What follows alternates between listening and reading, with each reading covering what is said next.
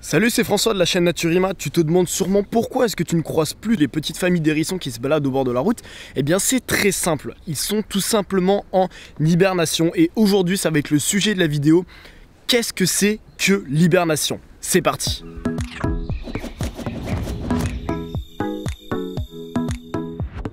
L'hibernation a beau être le terme le plus utilisé et le plus souvent entendu de tous, il existe également l'hibernation, à ne pas confondre, et la migration. Malheureusement, il y a également la mort pour pas mal d'espèces, que ce soit les plantes ou les insectes. Et la majeure partie de ces espèces-là, qui ne passent pas l'hiver sous la forme adulte, représentent une énorme partie de notre biodiversité. Mais du coup, qu'est-ce que c'est que l'hibernation finalement? L'animal se plonge dans un état d'hypothermie et son corps fonctionne au ralenti, que ce soit ses hormones de croissance, son flux sanguin, son taux de consommation d'oxygène, tout ça fonctionne au ralenti. Pour le blaireau par exemple, il va passer de 500 battements par minute à seulement 5. Mais c'est seulement après avoir bien mangé et bien grossi, un peu comme après une grosse bonne raclette, que la température du blaireau va descendre jusqu'à la limite du négatif. Tous ceux qui se plaignent de la gueule de poil dimanche matin, imaginez le temps qu'il met à se réveiller celui-ci. Je vais vous donner une petite anecdote qui est tout le contraire de l'hibernation. Le crocodile du Nil, lui, s'enterre sous la boue pour se protéger des fortes chaleurs. Est-ce que vous entendez cet oiseau qui chantonne? J'aimerais tellement pouvoir reconnaître tous les oiseaux comme ça juste avec leur chant. En tout cas, il a l'air d'être très heureux. Il y a 3 types d'hibernation. Il y a l'hibernation obligatoire. Pour reprendre l'exemple du blaireau, lui, dès qu'il va y avoir la température extérieure qui sera à moins de 6 degrés pendant 48 heures, il rentrera en hibernation. Il y a aussi la manière saisonnière. C'est comme si l'écureuil américain avait un calendrier à la place du cerveau.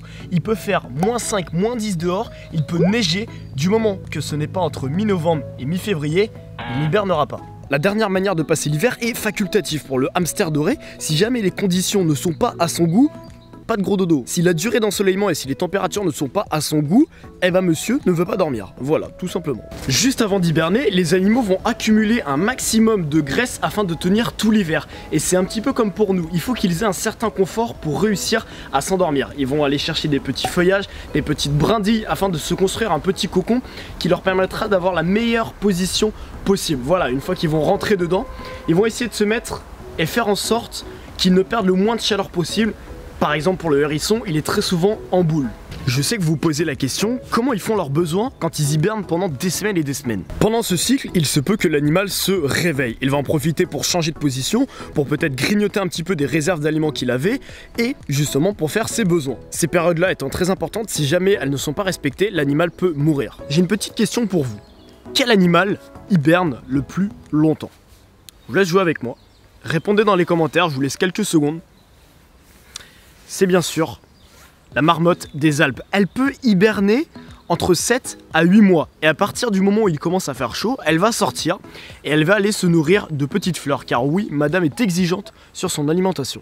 Depuis tout à l'heure, on parle des rongeurs, mais ce ne sont pas les seuls à hiberner. Les grenouilles, par exemple, pour la majeure partie, vont aller se cacher sous l'eau afin d'avoir plus d'oxygène, parce que l'eau froide contient plus d'oxygène que l'eau chaude. Et contrairement à ce qu'on pourrait penser, elle ne se cache pas sous la boue, étant donné qu'elle respire par la peau. Je sais que vous allez trouver ça incroyable, et c'était également mon ressenti quand j'ai appris ça. Les grenouilles des bois et les rainettes, elles, pendant l'hiver, cessent de respirer. Le sang ne circule plus. On pourrait les croire mortes, mais ce n'est pas le cas. Mais vous allez me dire, François, comment c'est possible? Eh bien en dessous des -5 degrés, grâce aux petits cristaux de glace qui vont congeler jusqu'à 40% de son contenu en eau. Concernant les insectes, et pour la majeure partie d'entre eux, et j'insiste sur la majeure partie d'entre eux, ils ne vont pas réussir à passer l'hiver et vont mourir. Et du coup vous vous demandez sûrement, comment est-ce que l'espèce fait pour être toujours là, pour être toujours en vie?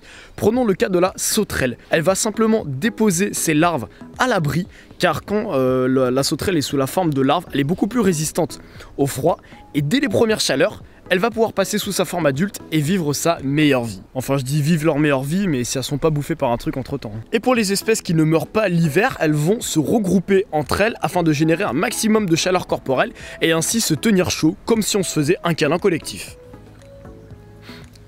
Et voilà, la vidéo touche à sa fin, j'espère que vous avez pu apprendre des choses concernant l'hibernation et concernant les différentes espèces que nous avons abordées dans celle-ci. N'hésitez pas à nous rejoindre sur tous nos réseaux sociaux, c'est très important, c'est là où on est le plus actif, c'est là où on poste le plus de contenu, que ce soit des photos, des observations, des photos coulisses, des stories. On n'oublie pas de s'abonner à notre chaîne YouTube et de lâcher un like si jamais le contenu vous a plu. Nous, ça nous permet de voir qu'est-ce qui marche, qu'est-ce qui ne marche pas. Est-ce que c'est peut-être la réalisation qu'il y a à changer, peut-être les informations, le type de vidéo. Bref, ça nous permet de nous guider. Je vous dis à la prochaine, c'était François, restez connectés sur Nature Ima.